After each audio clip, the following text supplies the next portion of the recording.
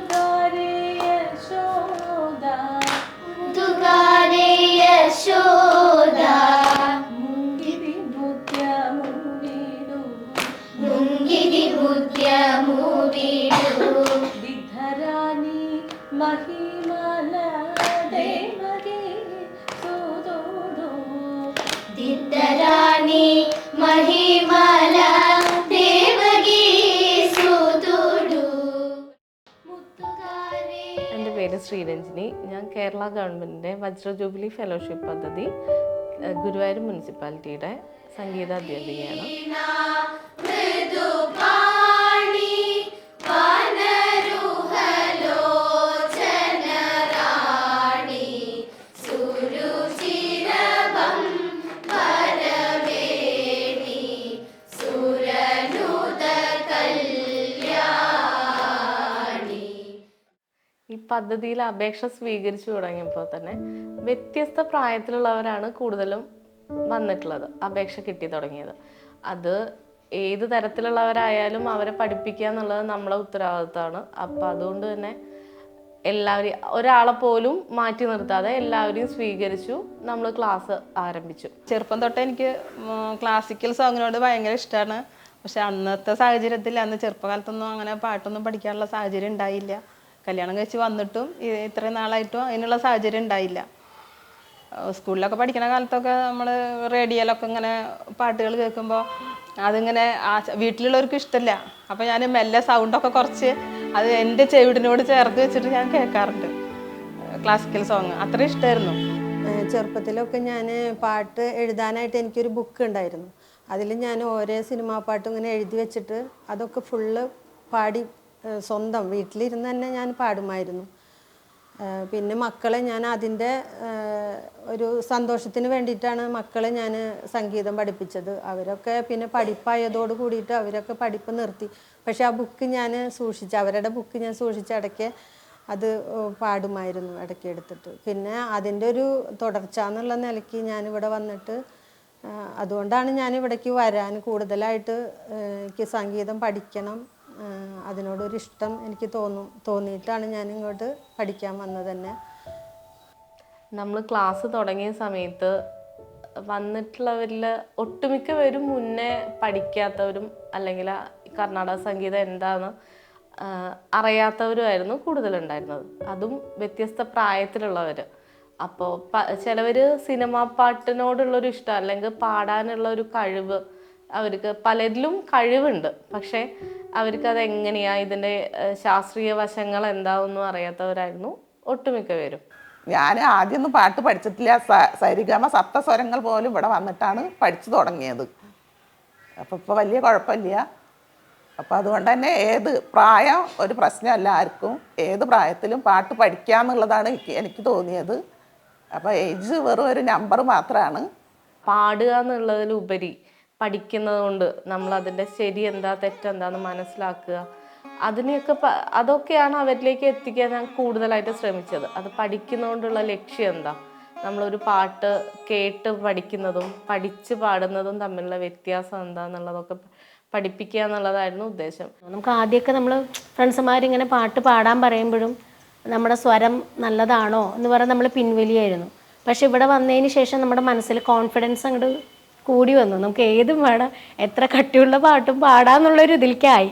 പക്ഷെ എന്നാലും നമുക്കിത് പാട്ട് പഠിച്ചു തുടങ്ങുമ്പോൾ തന്നെ നമുക്ക് അതിൽ കുറേ സംഗതികൾ നമ്മൾ വിട്ടു പോകുന്നുണ്ട്. നമുക്ക് ഡീറ്റെയിൽ ആണ്. വെറും ഒരു പാട്ട്, സിനിമാ പാട്ട് കേട്ട് പാടുന്ന പോലെയല്ല ശരിക്കും സംഗീതം എന്ന് പറയുന്നത്. അത്രയ്ക്കും ഡീപ്പായിട്ടുള്ളതാണ്. അത്ര പഠിക്കാൻ, ഓരോ ഇത് പഠിക്കുമ്പോഴും വീണ്ടും വീണ്ടും പഠിക്കാൻ ഒരുപാടുണ്ട് നമുക്ക് ഡീറ്റെയിൽ ആയിട്ട്. എങ്കിൽ മാത്രമേ ശരിക്കും ആ ഒരു പാട്ടിൻ്റെ ഒരു പൂർണ്ണതയിൽ എത്തുള്ളൂ എന്ന് മനസ്സിലായി ഇവിടെ ക്ലാസ്സിന് വന്നപ്പോൾ.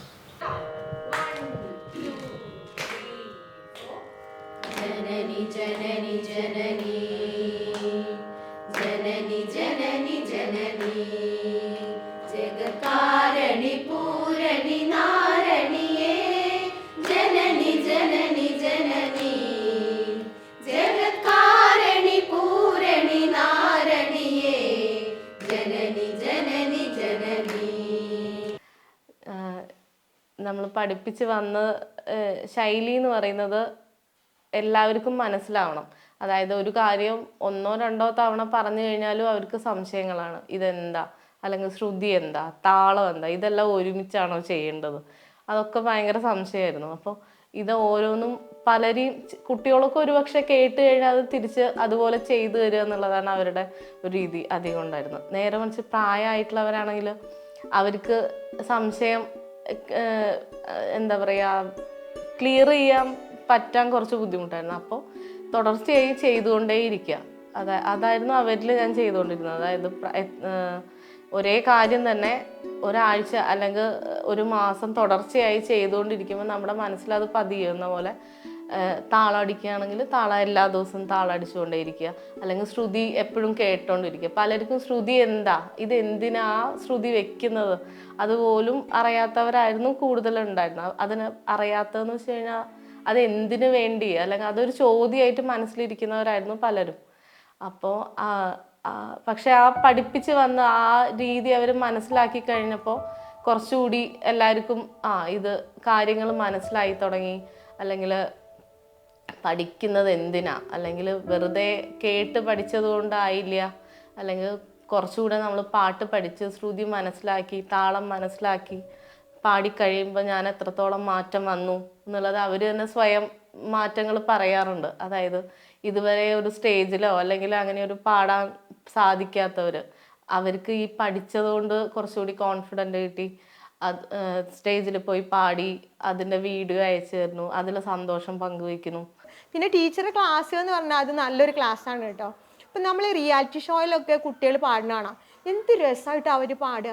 എന്നിട്ട് അവർക്ക് ഇങ്ങനെ മൊത്തം കുറ്റം പറയുമ്പോൾ തോന്നി, ഈശ്വര എത്ര നന്നായി പാടിയിട്ട് എന്തിനാ ഇങ്ങനെ കുറ്റം പറയണേ. സത്യത്തിൽ ഇപ്പം ഇവിടുത്തെ ഈ ക്ലാസ് കഴിഞ്ഞ ശേഷം എന്താണ് അവർ കുറ്റം പറയണമെന്ന് വ്യക്തമായിട്ട് ഞങ്ങൾക്ക് മനസ്സിലാക്കാനുള്ള ഒരു അറിവ് ഈ ക്ലാസ്സിൽ നിന്ന് കിട്ടി. ടീച്ചർ നമ്മുടെ കൂട്ടത്തിലൊരാളാണ്. വയസ്സായവരുടെ കൂട്ടത്തിൽ വയസ്സായതുപോലെയും ചെറുപ്പക്കാരുടെ കൂട്ടത്തിൽ ചെറുപ്പക്കാരെ പോലെയാണ്.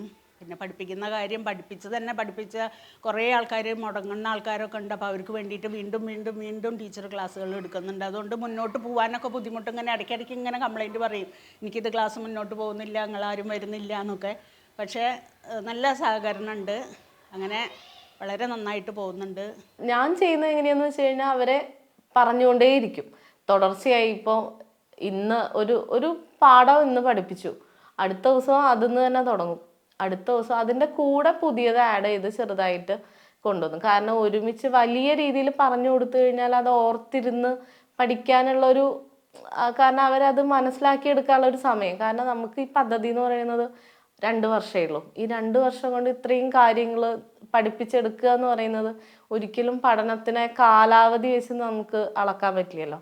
ഒരാൾ എത്ര പെട്ടെന്ന് പഠിക്കണോ, അല്ലെങ്കിൽ ഒരാൾ പഠിക്കാനെടുക്കുന്ന സമയത്തിനെ മാത്രമേ നമുക്ക് അതിനെ കണക്കാക്കാൻ പറ്റുള്ളൂ. അപ്പോൾ ഇവിടെ അവർക്ക് അതെല്ലാം ഉൾപ്പെടുത്തിക്കൊണ്ട് തന്നെ നമുക്ക് അതിന് റിസൾട്ട് കിട്ടുക എന്നുള്ളത് ഭയങ്കര പ്രാധാന്യമാണ്. അപ്പോൾ ചെയ്തു വന്നിരുന്നതെന്ന് വെച്ചാൽ പഠിപ്പിക്കാനുള്ള പാഠങ്ങളും അതിൻ്റെ കൂടെ കുറച്ചുകൂടെ എക്സസൈസ്. അപ്പോൾ ഒരാൾക്ക് താളമാണ് ശരിയാവാത്തതെങ്കിൽ ആ താളത്തിന് വേണ്ടിയിട്ട് സെപ്പറേറ്റ് പഠിപ്പിച്ചു കൊടുക്കും. അതിൻ്റെ കൂടെ ചിലർക്ക് ശ്രുതി കുറച്ച് പ്രായമായിട്ടുള്ളവരൊക്കെ ആണെങ്കിൽ അവർക്ക് ശബ്ദം ശരിയാവില്ല, പാടുന്നത് കേൾക്കാൻ ഭംഗിയില്ല, അല്ലെങ്കിൽ ഞാൻ പാടിയത് കേൾക്കുമ്പോൾ എനിക്ക് അത് ഇഷ്ടപ്പെടാൻ പറ്റുന്നില്ല എന്നുള്ളത് പറയും. അപ്പം എന്ത് ചെയ്യും, അവരോട് അവർ തന്നെ നമുക്കതൊരു ഇഷ്ടം തോന്നിക്കഴിഞ്ഞാൽ മാത്രമല്ലേ നമുക്ക് വേറൊരാളെ മുന്നിൽ പാടാൻ പറ്റുള്ളൂ. അപ്പോൾ അവരോട് പാടി സെപ്പറേറ്റ് ഓരോരുത്തരുടെയും പാട്ട് ഞാൻ ക്ലിയർ ചെയ്ത് കൊടുത്തിട്ട്, അപ്പോൾ ഒരു 50 പേരുണ്ടെങ്കിൽ 50 പേർക്കും ഓരോരുത്തരും അവരെന്ത് പാടണു അത് ഞാൻ കേട്ട് അത് അങ്ങനെയല്ല എന്ന് പറഞ്ഞു കൊടുത്ത്, അപ്പോൾ അവർക്ക് അതൊന്ന് ഞാൻ ചെയ്യുന്നത് ഇങ്ങനെ മാറ്റണം എന്നുള്ളൊരു തോന്നൽ വന്നു തുടങ്ങി. അങ്ങനെയാണ് ഞാൻ പഠിപ്പിച്ച് പോയിക്കൊണ്ടിരുന്നത്. പിന്നെ ഞാനിപ്പോൾ എൻ്റെ ശരിക്കും പറഞ്ഞാൽ ലൈഫ് ചേഞ്ച് ആയിക്കൊണ്ടിരിക്കണം. എനിക്ക് ഫീൽ ചെയ്യുന്നതാണ്. ഇപ്പോൾ കുറച്ച് സ്റ്റേജുകളിലൊക്കെ ഞാൻ പെർഫോം ചെയ്യാറുണ്ട്. ഇപ്പോൾ പാട്ടിന് റിഹേഴ്സലിന് പോകാറുണ്ട്, ചെറിയ സ്റ്റേജുകളിലൊക്കെ പാടി. ഇപ്പം അങ്ങനെയാണ് ഇപ്പോൾ പോയിക്കൊണ്ടിരിക്കുന്നത്. ഇപ്പോൾ ഈ ഒരു കല്യാണം കഴിഞ്ഞ് ഇത്രയും വർഷമായതിന് ശേഷമാണ് എനിക്കിതിന് പങ്കെടുക്കാനായിട്ട് പറ്റിയത്. പക്ഷേ ഇപ്പോഴും ഞാൻ ആ സ്കൂളിൽ പഠിക്കണ ആ ഒരു ചെറുപ്പമാണ് എനിക്കിപ്പോൾ തോന്നുന്നത്. നമുക്ക് 47 വയസ്സായി. എന്നാലും ആ ഒരു വയസ്സല്ല ഇപ്പോൾ എനിക്ക് ഒരു 15 വയസ്സ് 16 വയസ്സ് ആ ഒരു പ്രായത്തിലാണ് ഇപ്പോൾ ഞങ്ങൾ സ്കൂളിലേക്ക് വരുന്ന പോലെ തന്നെയാണ് ഇവിടെ ക്ലാസ്സിൽ വരുന്നത്. പിന്നെ ടീച്ചറാണെന്ന് വെച്ചെങ്കിൽ ഞങ്ങൾക്ക് നല്ല സപ്പോർട്ടാണ്. നമ്മുടെ കൂട്ടത്തിൽ നമ്മൾ എന്താ പറയുക ഒരു ഫ്രണ്ടായിട്ടും ഒരു എന്താ പറയേണ്ടതെന്ന് അറിയില്ല, ആ ഒരു സ്ഥാനമാണ് ടീച്ചർക്ക് ഞങ്ങളുടെ മനസ്സിൽ, എല്ലാവരും മനസ്സിലും. അപ്പോൾ എൻ്റെ പ്രിയപ്പെട്ട സുഹൃത്താണ് എൻ്റെ രമണി ടീച്ചർ. ഞങ്ങൾ ശരിക്കും പറഞ്ഞാൽ TTCക്ക് ആയാലും കോളേജിലൊക്കെ കുറേ ഒരുമിച്ച് പഠിച്ചവരാണ്. വീണ്ടും ഞങ്ങൾ ഒരുമിച്ച് ജോയിൻ ചെയ്യുന്നു ജോലിയിൽ. വീണ്ടും ഇവിടെ വന്നിട്ട് HM ആയിട്ടും ഒരേ ദിവസം തന്നെ 2 സ്കൂളിൽ ജോയിൻ ചെയ്യുന്നു. അങ്ങനെ ഒഫീഷ്യലായിട്ട് ടീച്ചറുടെ സ്കൂളിലേക്ക് ഞാൻ എത്തുകയാണ്. അങ്ങനെ ഇരിക്കുന്ന സമയത്ത് എനിക്ക് ഒരു ഓഫീസ് കാര്യത്തിന് വേണ്ടിയിട്ട് രാധ ടീച്ചർ എൻ്റെ സ്കൂളിലേക്ക് വന്നതാണ്. അപ്പോൾ ടീച്ചർക്ക് എനിക്കറിയാം ടീച്ചർ വളരെയധികം സംഗീതത്തെ സ്നേഹിക്കുന്ന ആളാണ്. അപ്പോഴാണ് ഞാൻ ഈ ഞങ്ങളുടെ പ്രിയപ്പെട്ട ശ്രീ രഞ്ജിനി ടീച്ചറുടെ നല്ല രസകരമായ ശബ്ദം കേൾക്കണം. അപ്പോൾ ഞാൻ രമണി ടീച്ചറോട് ചോദിക്കുന്നുണ്ട്, എന്താ ടീച്ചറെ ഇവിടെ? അപ്പോൾ പറയുന്നുണ്ട് ഇങ്ങനെ സംഗീത ക്ലാസ്സാണ്. എന്താണ് എൻ്റെ രമണി ടീച്ചറെ ഇത്ര നല്ലൊരു ചാൻസ് നമ്മുടെ കൈകളിൽ എത്തിയിട്ട് നമ്മളത് യൂട്ടിലൈസ് ചെയ്യാത്തത്? അപ്പോൾ എന്തുകൊണ്ട് ടീച്ചർ അതിൽ പങ്കെടുത്തില്ല എന്ന് എന്നെ അന്ന് തന്നെ എന്നോട് പറഞ്ഞു. അപ്പം ഞാൻ പറഞ്ഞു എനിക്കൊരു വിഷമമുണ്ട് അതിലേക്ക് ചെല്ലാനായിട്ട്, ഇത്രയും HM ആയിട്ട് ഇവരുടെ കൂട്ടത്തിൽ ചെന്നിരുന്നിട്ട് പഠിക്കണ്ടേ. അപ്പോൾ ടീച്ചർ പറഞ്ഞു അല്ല ഞാനും കൂടി വരാം എന്ന് പറഞ്ഞിട്ടാണ് ആൾ കൂടി വന്നതുകൊണ്ടാണ് എനിക്ക് കൂടുതൽ ഒരു ഇതിനോട് ഈ ക്ലാസ്സിലേക്ക് വരാനുള്ള ഒരു താല്പര്യം ഉണ്ടായത്. പിന്നെ അങ്ങോട്ട് ഞങ്ങൾ 2 പേരും കിട്ടുന്ന അവസരങ്ങളൊക്കെ ഉപയോഗപ്പെടുത്തി ഈ ക്ലാസ്സിൽ പങ്കെടുക്കാറുണ്ട്.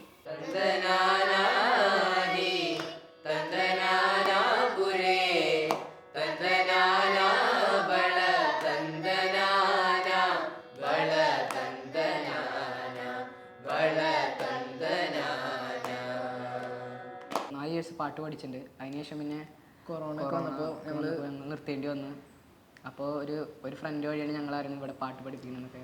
അപ്പോൾ ഞങ്ങൾക്ക് ആദ്യമൊന്നും ഇൻട്രസ്റ്റ് ഒന്നും ഉണ്ടായിരുന്നില്ല. പിന്നെ ഇങ്ങോട്ട് വന്നു തുടങ്ങിയപ്പോൾ ടീച്ചറുടെ ക്ലാസ്സൊക്കെ കേട്ട് ഞങ്ങളിപ്പോൾ ഇഷ്ടമായി. ഞങ്ങളിപ്പോൾ ഒരു ഫാമിലി പോലെ. ഞങ്ങൾ ആദ്യം ഇവിടെ വന്നപ്പോൾ ആകെ ഒരു ഡള്ളായിട്ടായിരുന്നു ക്ലാസ്സൊക്കെ കേട്ടിരുന്നത്. പിന്നെ ടീച്ചർ പിന്നെ ആൾക്കാരൊക്കെ ആയിട്ട് നല്ല കമ്പനിയായി. അവരൊക്കെ ഇപ്പോൾ ഞങ്ങളുടെ സ്വന്തം ആൾക്കാർ വരെ തന്നെയാണ്. എനിക്ക് ശബ്ദം കുറവാണ്, പിച്ച് എത്തില്ല എന്നൊക്കെ പറഞ്ഞിട്ട് കുറേ സ്ഥലത്ത് തന്നെ ഒഴിവാക്കിയിട്ടുണ്ട്. ഇപ്പം അവരുടെ മുന്നിലായിട്ട് പാടാനായിട്ടുള്ളൊരു ധൈര്യം എനിക്ക് മിസ്സാണ് പകർന്നു തന്നത്. മിസ്സിലൂടെയാണ് ഞാൻ ഇനി അരങ്ങേറാൻ പോകുന്നത്.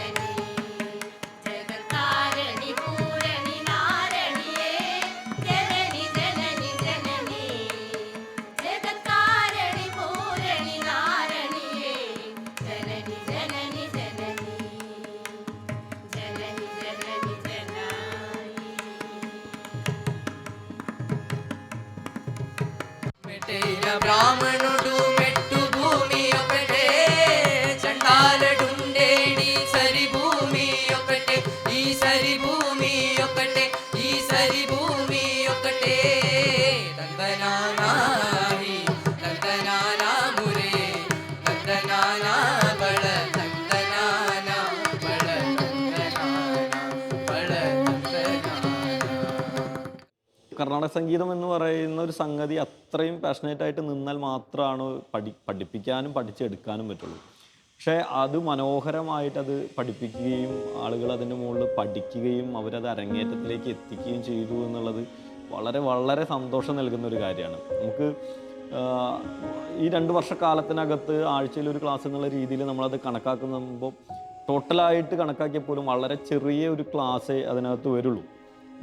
ഒരു കർണാടക സംഗീതം പോലെയുള്ള കോംപ്ലക്സ് ആയിട്ടുള്ള ആ ഒരു ആർട്ട് പഠിപ്പിക്കുക അല്ലെങ്കിൽ അത് പഠിച്ചെടുത്ത് അരങ്ങേറുക എന്നൊക്കെ പറയുന്ന സമയത്ത് നമ്മൾ എടുക്കുന്ന ഒരു സമയം അത്രയധികം ഉണ്ട്.